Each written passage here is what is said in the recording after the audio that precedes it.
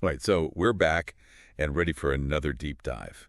And today, we're looking at a game that, might not have been on everyone's radar. Yeah, The 76ers and the Pacers from October 27th. Now, at first glance, it just looks like another high-scoring NBA game. right. But what we have here, the source material, suggests that this game actually tells us a lot about how teams are, building their offenses now. For sure, especially in the East. Yeah, in the East. It was a close one, too, back and forth the whole time, Yeah. down to the wire. But what I think is really interesting about this game is that it wasn't like one team just totally dominated, right? Right. We saw two totally different offensive strategies going head to head. Yeah, let's break that down a little bit. So we know the 76ers, they really rely on their stars, Of course, yeah. Embiid and Harden. And they definitely came through, didn't they? Embiid ended up with 35 points, Yep. 12 rebounds, Yep. shooting 70% from the field. But it wasn't just about, the numbers themselves. Totally. I mean, there was this one play in the third quarter. Embiid gets the ball down low, Right. and he does this quick drop step, totally fakes out Turner, and then just slams it in, this powerful dunk, that kind of footwork. For a guy his size, Right. it's unreal. It shows you why he's such a tough matchup. I mean, especially for a younger team like the Pacers. Yeah. And then there's Harden. Well, he did what Harden does, right? It did his thing. 28 points, 11 assists. But then you look at the Pacers. They came at Philly with this, more balanced attack, right? Uh-huh. Led by Halliburton and Mathurin, who combined for 45 points. Mm. What really stood out to you about their approach? Well, I think you really saw Halliburton's playmaking on full display.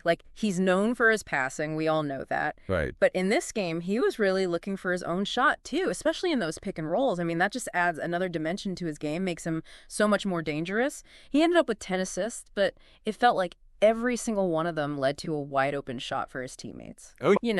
The way he was just moving the Sixers defense around with his eyes, those little hesitation moves, it was masterful. Yeah. And our source material also mentions this key moment with Tyrese Maxey. He came off the bench for the Sixers, and, man, he brought some serious energy He did. to their offense. Yeah, and it's more than just energy with Maxey.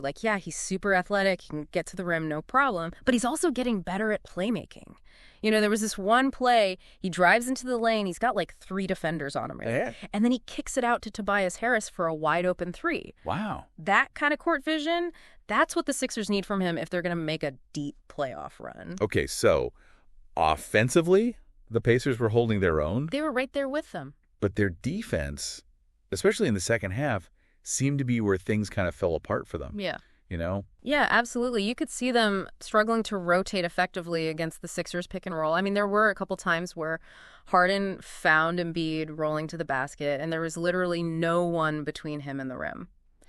And I think, the Sixers experience really showed they were just more disciplined in how they were running their defense. right. So, big picture, what does all this mean? For the Sixers, it's another win in the column as they, try to solidify their playoff spot. But for the Pacers, Yeah, there are definitely some lessons to be learned from this game. for sure. I mean, the Pacers have got the offensive firepower to compete with any team in the league. I truly believe that. But if they really want to be contenders in the East, they've got to tighten up that defense, especially against teams like the Sixers with all that experience. Yeah. And it's exciting to see these young teams like the Pacers, pushing the pace and challenging the top teams. Yeah, it is. It's good for the league. But this game shows us that experience and playing solid defense, it still matters a lot, especially when you're fighting for a playoff spot. No doubt.